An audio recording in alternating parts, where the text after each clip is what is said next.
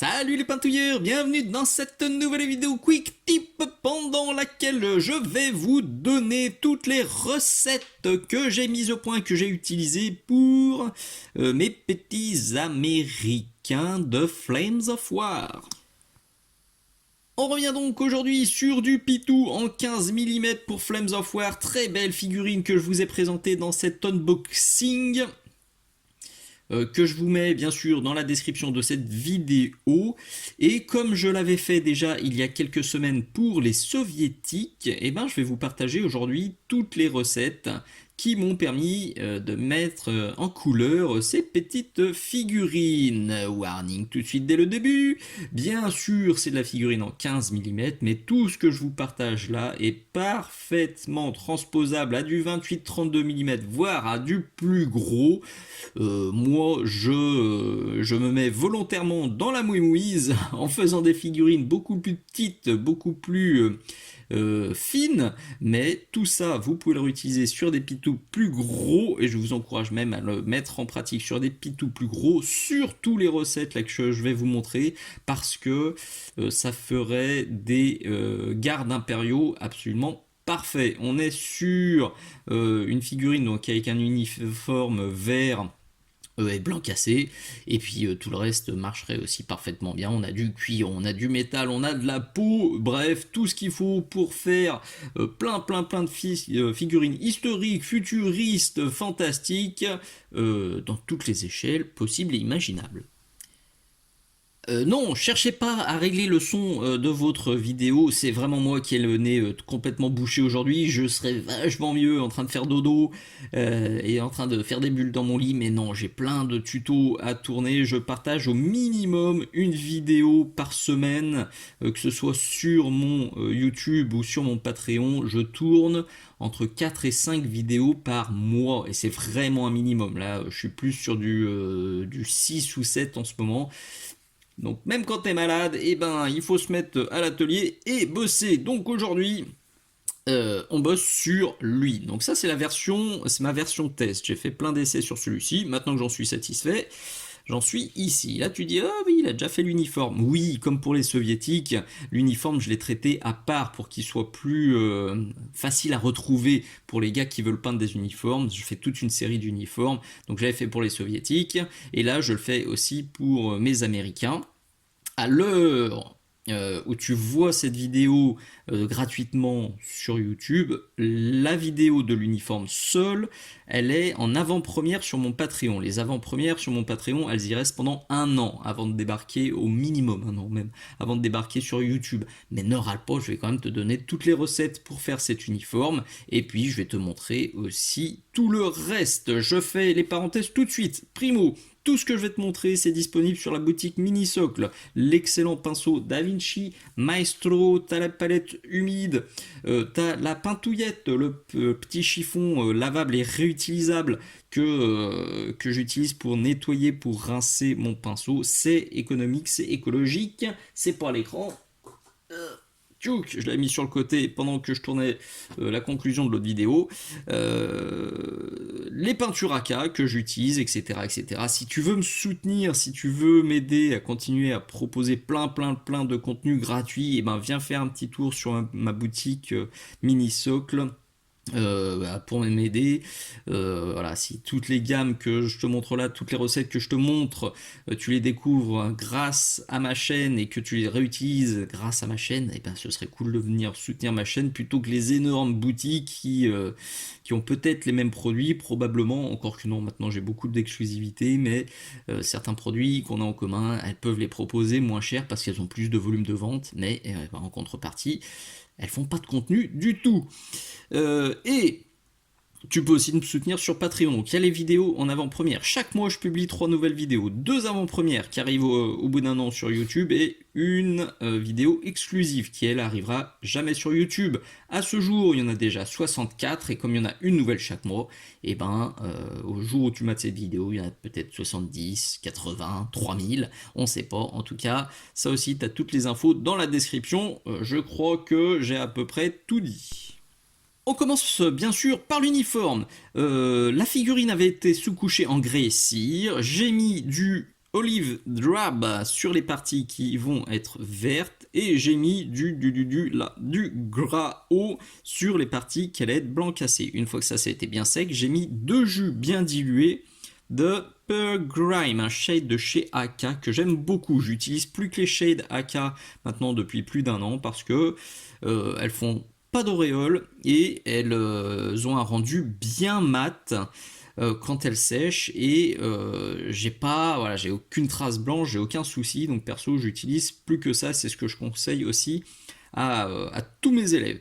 J'ai passé 2 jus, premier jus de partout, deuxième jus plutôt sur le bas pour tenter de faire déjà une première esquisse de hiérarchisation de la lumière. Parce que à ces échelles-là, c'est particulièrement important d'avoir une belle hiérarchisation de la lumière pour que les figurines soient bien visibles sur la table de jeu et ça va aussi booster la lisibilité. C'est vraiment l'accent là pour ces figurines, c'est la lisibilité. Il faut vraiment y prêter attention et il faut bien y réfléchir pour que on voit tout. Sinon, un petit machin de cette taille-là, vous voyez, c'est la taille que ça fait. Vous le mettez à 2 mètres sur une table de jeu. Si vous faites pas attention à la lisibilité, c'est juste une crotte verte et on n'y voit que dalle. Les parties vertes, j'ai pas retouché les ombres, ça a été méthode full éclaircissement au taquet, donc j'ai repris ça s'il y avait besoin de rééclaircir certaines zones parce que j'avais pas assez viré le Pearl Grime, puis du Olive Drab Base, puis du Grey Green, puis du Grimy Grey, le tout poussé vers le haut, une fois de plus pour la hiérarchisation. Je le répète, ça c'est un truc que je dis à tous mes élèves, c'est très important, le mouvement du pinceau, c'est absolument primordial. La dilution est primordiale, c'est un truc que je vous explique dans ce long tuto. Une fois que vous avez compris la dilution, déjà vous êtes peinard pour bien progresser.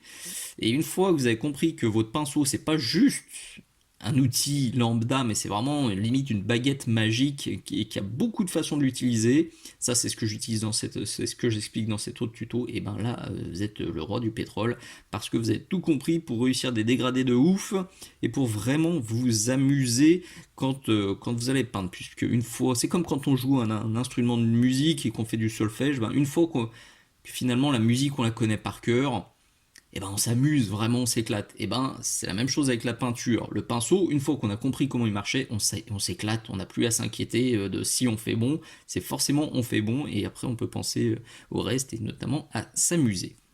Donc ça c'était pour la partie verte. Maintenant pour la partie blanc cassé, là j'ai quand même repris un petit peu les ombrages. Alors déjà avec du chocolate, et quand vraiment il y a des ombres très profondes à reprendre, j'ai pas voulu reprendre marron, enfin chocolate plus noir, j'ai quand même fait du grau, plus du noir, plus du chocolate, le mélange il est là, et là il est un peu trop foncé. Je l'ai utilisé de manière un peu plus claire, là celui-là qui est très foncé, je l'ai juste pris pour faire des linings. Une fois que ça s'était fait, et ben je repars éclaircissement, du grau, du rock gray, il est où? Du Grimy Gray, et j'ai fini à l'ivoire, il est là, hop là, là. Une fois que ça s'était fait, et ben on se retrouve à cette étape-là, et on peut faire le reste. J'attaque maintenant la peau, j'ai envie de nouveautés là, pour la peau. J'ai fait tous les soviétiques et puis j'ai fait celui-ci avec la recette que je vous ai donnée dans le tuto des soviétiques. Franchement ça marche très bien, c'est une jolie recette mais j'aimerais bien que les américains aient une couleur de peau légèrement différente. Je vais partir sur la même base et je vais quand même tenter de varier un peu la recette dans les éclaircissements. J'espère que ça va marcher, sinon ce sera un fail en direct. Comme je suis pas en grande forme, vous m'en excuserez, j'en suis certain. La base, je vais la poser avec du cork. Et une fois qu'elle sera bien sèche, je vais ombrer avec de nouveau un shade de chez AK, le Human Skin, que je vais appliquer en 2 jus bien dilués. Le but du jeu, je pourrais faire un jus épais. Ce serait une figurine en 28 mm, je ferai un seul jus épais. Mais sur un truc aussi fin, aussi petit, il vaut mieux passer 2 jus bien dilués et épargner les détails et pas faire de bêtises plutôt qu'un truc épais. Si vous êtes sur du plus gros que moi, faites une base de cork, 2 passages de cork, un passage de Human Skin, et on se retrouve. Vous devez obtenir quelque chose comme ça, et personnellement, pour accentuer encore les ombrages et le contraste, eh bien, je rajoute aussi un passage de Pure Grime, encore plus dilué. Là, on est sur une goutte de Pure Grime pour à peu près une goutte d'eau. Le but du jeu, c'est que ça vienne se caler entre la main et l'arme, entre la main et la manche, autour du visage, pour bien démarquer et reprendre le lining autour du casque. Le but, là, c'est pas de teinter la peau en marron, pas du tout, c'est vraiment de le forcer, l'Upper Grime, à venir se glisser tout autour des zones de carnation pour marquer un lining bien foncé, bien net. Normalement, il n'y a pas besoin de retoucher les ombrages. Toutefois, si de votre côté vous trouvez ça encore trop timide, eh ben, vous pouvez sortir du Saddle Brown qui permet de facilement retoucher les ombres et de se rapprocher fortement de ce qu'on avait avec le Human Skin tout en restant assez désaturé. Vous voyez, on n'est pas sur du jambon rose. Ça, c'est une couleur d'ombrage de carnation qui est absolument top. De mon côté, j'ai bien chargé les ombres, donc je vais reprendre maintenant mes éclaircissements avec mon cork. On commence à bien revoir les volumes, mais il reste du taf. Avant de pousser encore plus la carnation, je vais rajouter tout de suite des nuances bien sympas avec du basal grès ultra dilué. Là, on est quasiment sur l'eau de rinçage, c'est la dilution pour les nuances. Donc je vais rajouter de la nuance et lui faire une petite barbichette courte, ultra diluée. Vraiment, je conseille toujours à mes élèves pour les nuances de faire plus dilué que pas assez dilué. Quand c'est pas assez dilué, qu'on met une grosse tartine dès le début et qu'on flingue tout, on est un peu deg. Alors que si on dilue beaucoup, en général au premier passage on sent rien. Deuxième passage, on se dit tiens, il y a un truc. Troisième passage, ah oui, là ça commence à venir. Comme quand vous assaisonnez en cuisine. Quand on met du sel, en général, on met un peu de sel, on goûte. On sent que dalle. On remet un peu de sel, on goûte, on se dit il y a quelque chose. On en remet jusqu'à ce que ce soit bon, plutôt que de balancer une cuillère à soupe tout de suite et que ce soit immangeable. Donc faites pareil avec vos nuances et vous vous planterez jamais. Nickel, j'ai trouvé ce que je voulais. Donc sur les petits copains, les éclaircissements, j'étais monté avec ça, là, du tan yellow. Et ben pour lui, je suis parti sur du highlight flèche que j'ai mélangé avec mon cork pour faire mon premier éclaircissement. Et puis j'ai fini avec des micro points de ça et ça fonctionne super bien.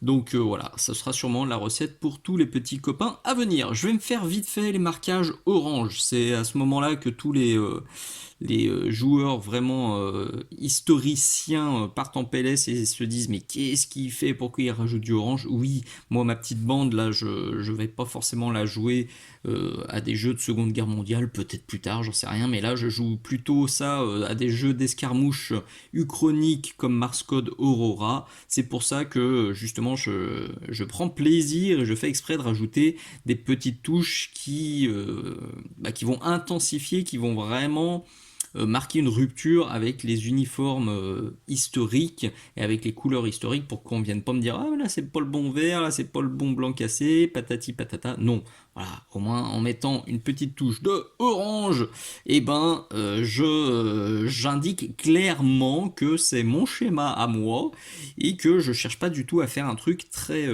historique. Donc pour ces fameux marquages orange, ça va être une base de Blood Red plus Cadmium Red, éclairci avec du Cadmium Red, et ensuite ça sera du Cadmium Red plus Ivoire.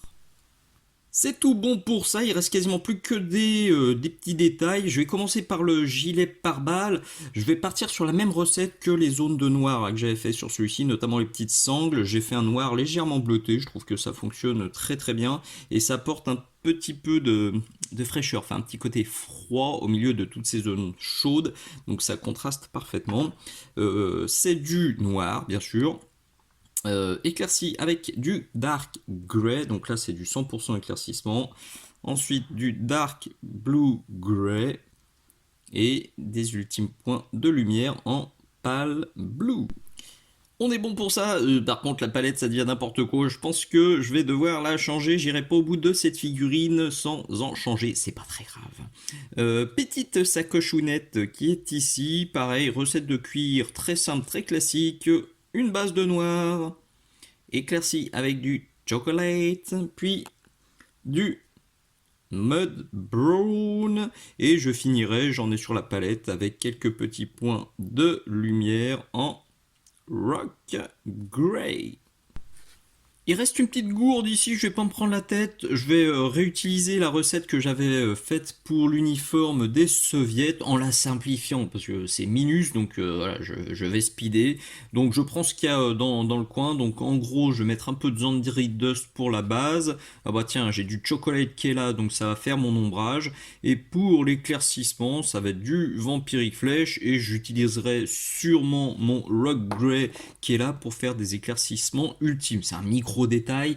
Il n'y a vraiment pas besoin de faire compliqué. Je bricole avec ce qu'il y a dans les parages.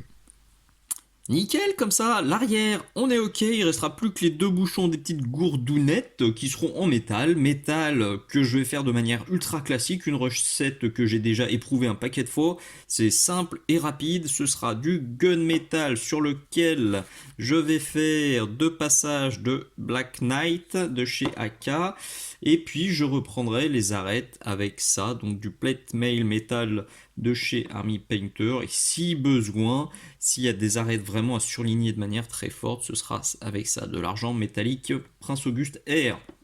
Je le redis, c'est très important quand vous voulez avoir des éclats métalliques qui claquent de ouf sur les TMP, et ben je vous encourage, je vous conseille fortement d'utiliser des peintures pour aérographe que vous trouverez bien sûr sur la boutique Minisocle, parce que les pigments métalliques sont beaucoup plus fins, les paillettes métalliques sont beaucoup plus fines, du coup on arrive à faire des petits éclats de peinture très fins, très nets, très précis, et du coup ça fait claquer les TMP et ça fait super joli. Donc il n'y a plus que ça à faire, et ben on sera au bout pour ce mini soldat.